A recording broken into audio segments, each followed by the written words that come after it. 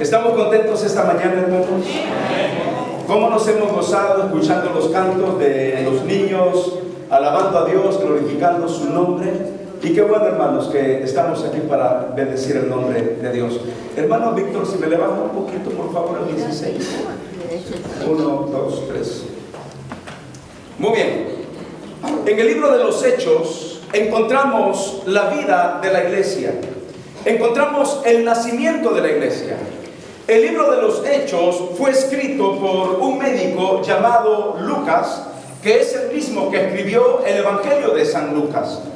Lucas era un médico en los tiempos del Señor Jesucristo, y Lucas se da a la tarea de recopilar toda la historia de cómo comenzó la iglesia y de todos los acontecimientos maravillosos que ocurrieron en la iglesia en el libro de los Hechos. Si queremos saber la historia de cómo comenzó la iglesia, de los sufrimientos de la iglesia, de las persecuciones de la iglesia, pero también de las grandes victorias que la iglesia tuvo, usted solo tiene que ir al libro de los Hechos. Si usted quiere saber, por ejemplo, la historia de cómo nacieron los diáconos, está en el libro de los Hechos. De cómo vino el Espíritu Santo en el día de Pentecostés, está en el libro de los Hechos. Si usted quiere saber acerca de los viajes misioneros del apóstol Pablo, está en el libro de los Hechos. Si usted quisiera saber en qué tiempo se les llamó por primera vez cristianos a los evangélicos, está en el libro de los Hechos. Pero en este libro maravilloso de los Hechos, en realidad no son hechos de los apóstoles, porque cuando usted ve la Biblia, ahí dice hechos de los apóstoles, pero en realidad no fueron los hechos de los apóstoles, fueron los hechos del Espíritu Santo por medio de los apóstoles o por medio de su iglesia. Y vea, hermano, qué milagro más maravilloso ocurre en el capítulo 3. Y yo le he titulado a este mensaje un milagro a la entrada del templo. Hechos capítulo 3. Un milagro a la entrada del templo. Y vean lo que la palabra de Dios nos dice esta mañana en los versículos 1 hasta el versículo 10. Libro de Hechos capítulo 3, versículos 1 hasta el versículo 10. Vamos a leer este pasaje, hermanos, y mire cómo dice la Biblia. Pedro y Juan subían juntos al templo a la hora novena, la de la oración. Sigan el 2 antifonalmente.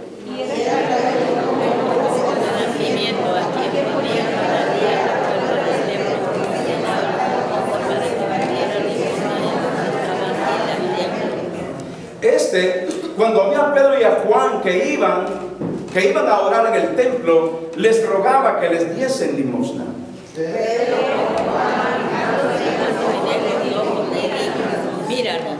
Entonces él estuvo atento esperando recibir de ellos algo.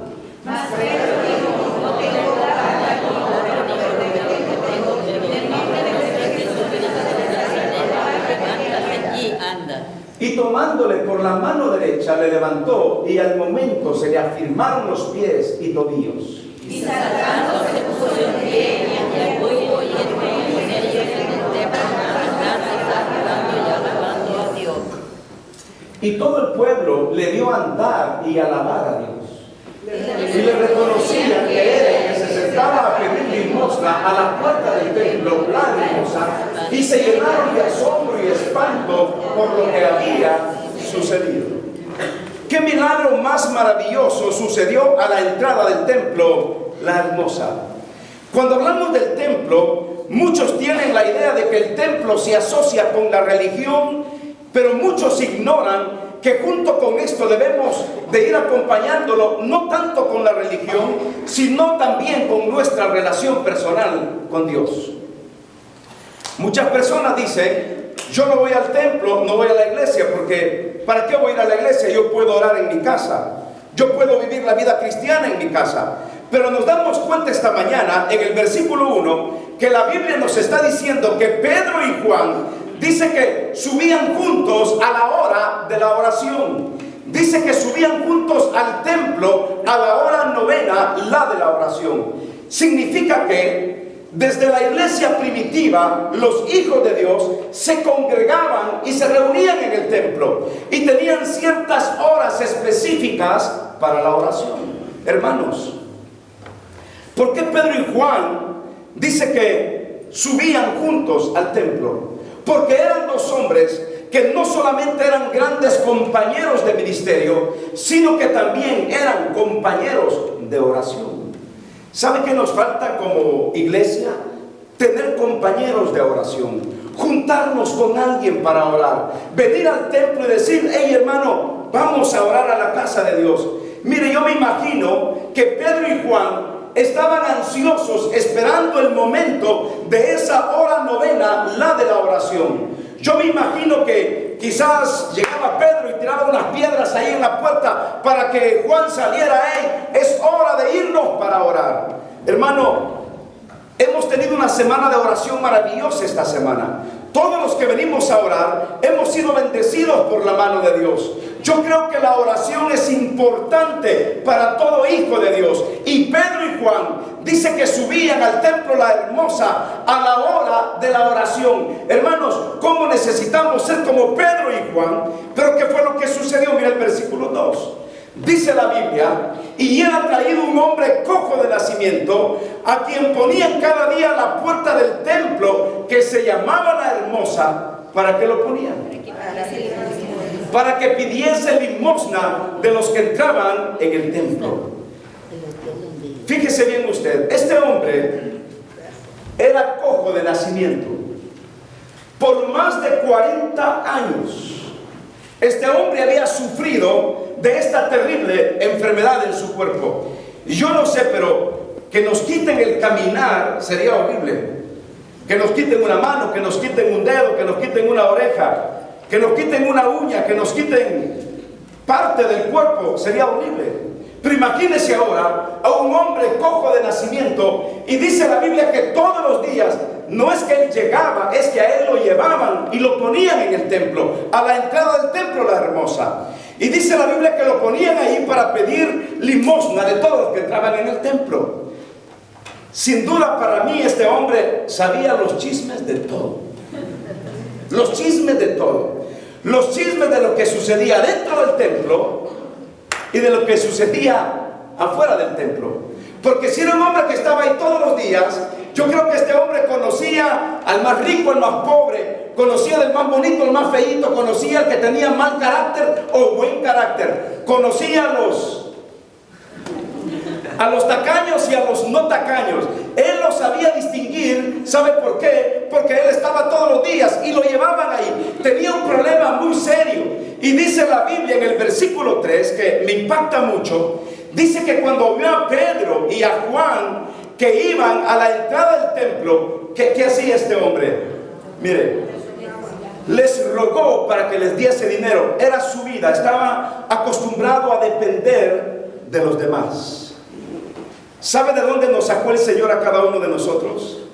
El Señor nos sacó de una cojera espiritual tremenda en nuestras vidas. Una cojera en la cual no podíamos depender de nosotros mismos. Y este hombre no podía depender de sí mismo. Cuando hablamos en el versículo 4 del gran milagro que ocurre a la entrada del templo, dice que Pedro, ¿qué dice ahí? Pedro y Juan, fijando en él los ojos, le dijo, ¿qué le dijo? Mira, ¿qué esperaba recibir este cojo? Esperaba recibir dinero. Es que ¿a quién no le gusta el dinero? ¿A ustedes les gusta el dinero, hermanos? No, a mí sí me gusta el dinero. El problema es que la Biblia dice que raíz de todos los males es el amor al dinero. El dinero no es malo. Yo como quisiera que Dios me bendijera con $5 millones para comprar un templo. Pero un templo, hermanos, más grande que el mall. Imagínense que vengan todos los de Canton, de Los Ángeles, de Pomona, de Ontario, y que sea como un centro de adoración internacional y que tengamos más de 40 países representados ahí. 5 millones, hermanos. Imagínense 5 millones. ¿Cuánto cree que vale esta propiedad? ¿Cuánto? $1,500,000. ¿Quién da más? Probablemente vale 1,5 millones, probablemente vale 1 millón, no lo sabemos.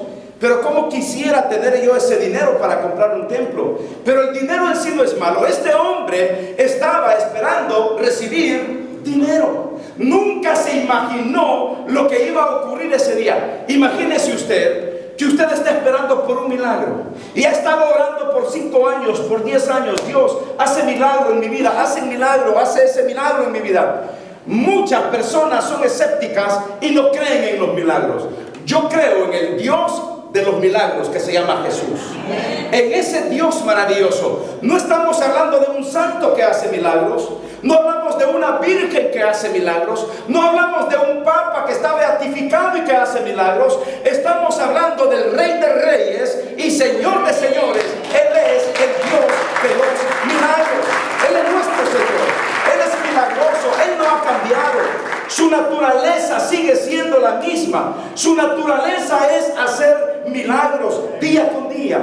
Pero imagínese usted ha estado esperando ese milagro, como este hombre. Probablemente no esperaba el milagro, él esperaba dinero. Pero de repente, Dios se acuerda de usted y usted, sin pensarlo, usted recibe el milagro que tanto ha esperado. ¿Cuál sería su actitud al recibir el milagro? Yo creo que sería una actitud de gozo, una respuesta de regocijo, una actitud de agradecimiento porque Dios se acordó de usted y Dios hizo el milagro en su vida. Mire qué sucedió. Este hombre esperaba dinero, pero en el versículo 5 dice la Biblia, entonces él estuvo atento. Hermanos, estuvo atento a recibir dinero. Eso es como aquellos niños que después que los mandamos a hacer algo, llegan donde uno, ya lo hice, papá. Y uno le dice, ¿qué? Sí, ya lo hice. Sí, pero ¿ahora qué? ¿Y mi recompensa? ¿Y mi recompensa? Y ya saben, nuestros muchachos hoy quieren que se les pague por todo lo que hacen. Pero dice que estuvo atento porque en este sentido estuvo atento esperando a recibir de ellos algo. ¿Y qué es lo que qué le estaba esperando?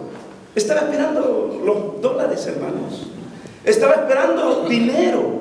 ¿Sabe que muchas veces la gente va más por dinero por sobre todas las cosas? Están atentos de ver de dónde sacan dinero. ¿Por qué usted cree que hoy se han levantado tantos negocios y tantas estafas? Por el dinero. Porque la gente quiere hacer dinero. Y no es malo hacer dinero. Del dinero vivimos. Si no fuera por el dinero, ¿cómo paga la renta? ¿Cómo paga gasolina? ¿Cómo mantiene a sus 16 hijos? Usted no podría hacer nada sin el dinero. Pero este hombre estaba atento para recibir algo de ellos. Y mire el milagro a la entrada del templo, la hermosa, en el versículo 6. Mas Pedro dijo, no tengo plata ni oro, pero lo que tengo te doy, en el nombre de Jesucristo de Nazaret. ¿Qué dice la Biblia? Que les dijo, levántate y anda. Y yo creo que este es un milagro maravilloso que Dios hizo en la vida de este hombre. Él esperaba dinero, pero Pedro y Juan no le dieron dinero, le dieron algo más importante. Le dieron la salud, le devolvieron los pies. Y dice la Biblia que este hombre se enderezó y comenzó a caminar. Y aquí hay un principio maravilloso para nosotros. Este hombre esperaba dinero, pero Pedro y Juan le dieron algo más que dinero. ¿Sabe qué quiere decir este principio? Muchas veces Dios no nos da lo que le pedimos, Él nos da lo que necesitamos. Y esta es una gran verdad. Dios no nos da lo que le pedimos, Él nos da lo que necesitamos. Este hombre ya no necesitaba dinero, él estaba pidiendo dinero, pero Dios no le dio dinero, Dios le dio lo que él necesitaba. ¿Cuántas veces usted está pidiendo, Señor esto, Señor lo otro? Y Dios le dice a usted, Dios me dice a mí, yo no te doy lo que pides, yo te doy lo que tú necesitas. Este hombre necesitaba salud para sus pies, pero más que salud para sus pies, este hombre necesitaba su salvación eterna de su alma. Eso es lo que este hombre necesitaba. No necesitaba tanto el dinero, no necesitaba aún sus pies para caminar. Lo que necesitaba era la salvación eterna de su alma. Y yo les digo esta mañana, mis hermanos, El milagro más grande que puede ocurrir en la vida de cualquiera de nosotros es el milagro de nuestra conversión. Es el milagro de nuestra salvación. Porque ¿de qué serviría que estemos caminando bien con nuestros pies, bien con nuestras manos, bien con nuestros 5 sentidos e irnos directamente al infierno? Como dijo el Señor Jesucristo, es mejor que vayas manco al cielo que vayas con todo el cuerpo al infierno. O es mejor que vayas sin un pie al cielo que con todo el cuerpo al infierno. Por eso a Dios lo que le importa más es la salvación de nuestra alma, nuestra vida, nuestra comunión con Él, el perdón de nuestros pecados. Hermanos, este hombre recibió más que una sanidad, recibió el milagro de su salvación. ¿Quién nos salva? Jesucristo. ¿Quién perdona nuestros pecados? Jesucristo. ¿Quién nos da la vida eterna? El Señor Jesucristo. ¿Quién nos garantiza una vida nueva? El Señor Jesucristo. Nadie más. Dice la Biblia en el versículo 7, me gusta la emoción de este hombre, y tomándole por la mano derecha, le levantó. Y mire qué lindo. Y al momento se le afirmaron los pies y tobillos. Quiere decir que hubo una sanidad completa en este hombre. Se le afirmaron los pies y tobillos. Después del milagro de nuestra conversión, lo que Dios hace en nuestra vida es afirmar nuestros corazones, afirmar nuestros pensamientos, afirmar nuestros valores. ¿Sabía usted que la vida de este hombre cambió de una manera radical? Sus valores ya no eran los mismos, sus pensamientos no eran los mismos, su vida ya no era lo mismo. Cuando Dios entra a nuestra vida, cuando Dios nos da el milagro de nuestra conversión, cuando Dios hace el milagro de salvarnos, hermanos, nuestra vida no puede ser la misma, nuestra vida es diferente. Por eso Pablo dice, de modo que si alguno está en Cristo, ¿qué es? Nueva criatura. Las cosas viejas pasaron y he aquí, todas son hechas nuevas. La religión no nos cambia. Un poco de ciencia, un poco de filosofía, un poco de matemáticas, lo que usted quiera llamarle, nada le puede cambiar la vida. El único que puede cambiar la vida es el Señor Jesucristo. Y Él cambió la vida de este hombre. Él le dio sanidad a su cuerpo. Dios ha cambiado nuestra vida. Hermano, usted no puede ser el mismo de antes. Antes éramos como este cojo de nacimiento, sin poder caminar, sin poder valernos por nosotros mismos. ¿Ahora qué somos? Ahora somos hijos de Dios. Él ha hecho el milagro más grande en nuestra vida, el milagro de la conversión. Miren el versículo 8 dice, y saltando, se puso en pie, y qué maravilloso. Se puso en pie y anduvo, y entró con ellos en el templo, andando y saltando. ¿Y qué dice la Biblia? Y alabando a Dios. ¿Por qué no le damos gloria a Dios esta mañana? Y le decimos, Señor, gracias. Gracias porque ahora podemos saltar. Gracias porque ahora podemos venir al templo. Gracias porque ahora podemos alabar tu nombre. Si antes alabábamos ídolos, ahora adoramos a un Dios vivo. Si antes adorábamos a dioses muertos, ahora adoramos al que vive y permanece para siempre. Si antes seguíamos una tradición, ahora tenemos una relación personal con Dios. Si antes teníamos una religión vacía, ahora tenemos una comunión llena de los frutos del Espíritu Santo en nuestra vida. Este hombre entró al templo, entró saltando y alabando a Dios. Hermano, gocémonos porque ahora ya no estamos cojos. Dios nos ha sanado, Dios nos ha liberado, nos ha salvado. Podemos entrar por estas puertas. Ya no podemos quedarnos a la entrada del templo. Ahora entramos al lugar santísimo, al lugar santo, para adorar el nombre de nuestro Señor Jesucristo.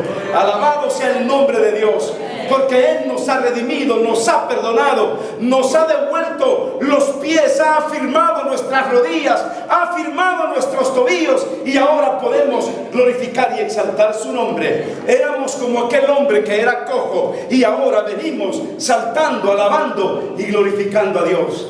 El versículo 9 es muy lindo. Sí, démosle un aplauso al Señor, hermano. Y mire, la Biblia, y todo el pueblo le dio ¿qué?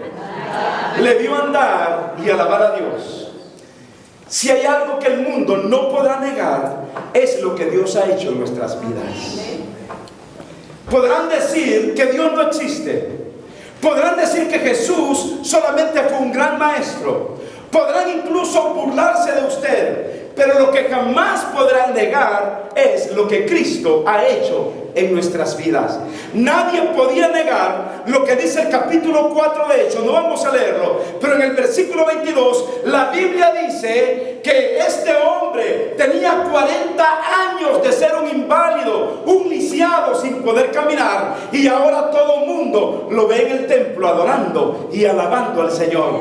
Dios cambia a las prostitutas, Dios cambia a los borrachos, Dios cambia a los drogadictos, Dios cambia a los ladrones, Dios cambia a los asesinos. No hay nada imposible para Dios. Si Dios sanó a este paralítico, nos puede sanar también a cada uno de nosotros, porque Él sigue siendo el mismo Dios de ayer, el Dios de hoy y el Dios por los siglos de los siglos. Jesucristo es el alfa y la omega. Él es el principio y el fin. Él hace todas las cosas nuevas en favor de cada uno de nosotros. Lo hizo con este paralítico, un milagro a la entrada del templo. Mis hermanos, démosle siempre la honra y la gloria a Dios, porque ya no somos paralíticos. Podemos venir, levantarnos y adorar y bendecir su nombre. Démosle un fuerte aplauso al Señor, y con esto le decimos gracias. Gracias por tu amor, gracias por el milagro que has hecho en nuestras vidas.